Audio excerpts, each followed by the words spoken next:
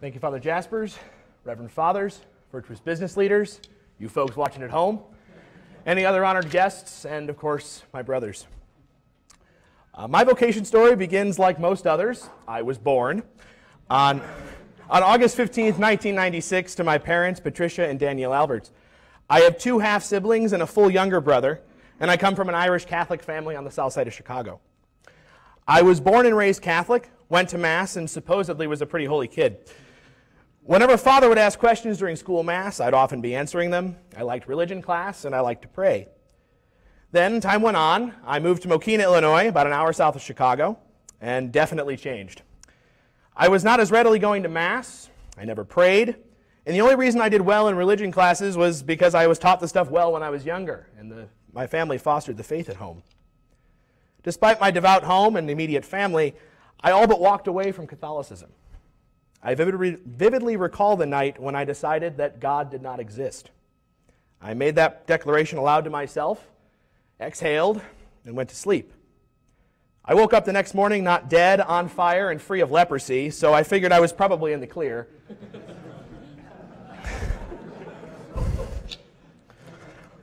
This began a downward spiral. I slowly began to adopt a sort of miserable view of the world. Love was just an illusion. Friendship was temporary and usually driven by an ulterior motive. And the world was bleak and full of evil and cruelty. I went to Mass at 6 p.m. on Sundays because mornings are hard, and I was not going to be able to convince my Irish Catholic mother to let me skip Mass. This continued into high school when I even joined the theater company and made some great friends. I later learned that they were all in the youth group at the parish. Great. Church kids. I caught sight of my friend Jackie as she walked up to the ambo to lector for Mass right after my freshman year ended. After Mass, I said hello, we were walking, talking, and she asked me if I was going to the Diocesan Youth Leadership Conference. Despite the fact I had no idea what a diocese was, I said, no way. I wasn't going to spend a weekend doing church stuff. I did this, going to Mass, because I knew I had to, but I wasn't doing anything more. I was eventually convinced, and I decided to go. Don't really remember why, though. After a few weeks, I showed up to the parish to get on the bus. I tried to get out of it, believe me. With me in my seat was Steve. We connected really well because we were there for the same reason. Someone forced us to go. His sisters and my friend. That conference ended up being the best experience of my life. Steve and I both together experienced radical conversions and is still my partner in crime to this very day. Throughout high school, I adventured through so many youth ministry outlets, conferences, and retreats. I ran a Theology of the Body retreat alongside Steve our senior year. I was the director of the leadership team and had many other opportunities to grow and learn about my faith. My second YLC after my sophomore year, so it was a year later, the theme was Vocations. You all see where this is going. At the end of the retreat, Father Burke Masters, the vocations director, called anyone up who felt a call to religious life as a priest, brother, nun, whatever, for a special blessing. So I bowed my head to pray for the people who were going up, because I did pray sometimes, closed my eyes, and when I opened them up again, I was halfway down the aisle. When I managed to figure out what was going on, I was on a stage, near the front of the stage, because it took me a while to get up there, in front of 800 people. I was certain I was going to crap my pants. It was terrifying. There's a picture that my youth minister took. I am terrified.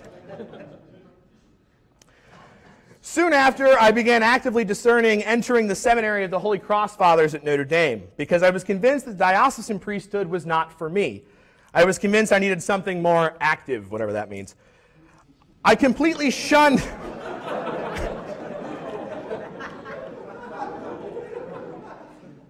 I completely shunned the diocese from my heart and my mind.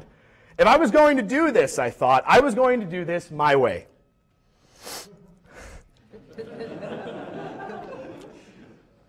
Fast forward to my senior year. I was headed to Holy Cross College as a regular student to be close to the order, but I wasn't sure that was really what I wanted or was supposed to do. I wanted to be doing something that I was excited for. I was looking for something I wanted to work for and to run to. Now, obviously, that was asking a lot of God. I don't run, ever.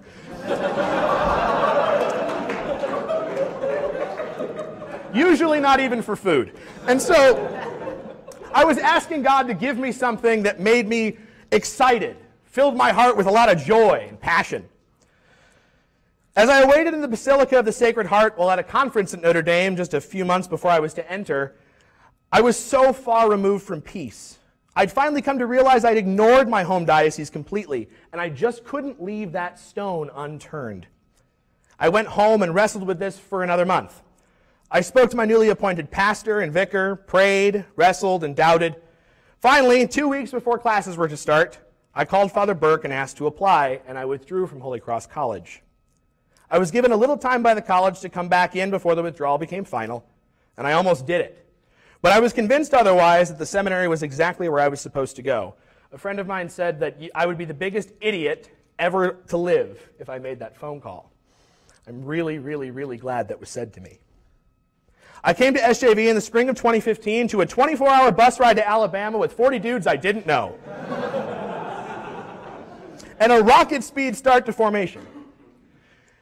And from that day on, I knew I was exactly where I was supposed to be. Still today, I mutter a few things to myself in the morning, like, why am I up before the sun? And this does end, right? But every time I follow these mutterings with the same thing. I wouldn't want to be anywhere else. Praise be Jesus Christ.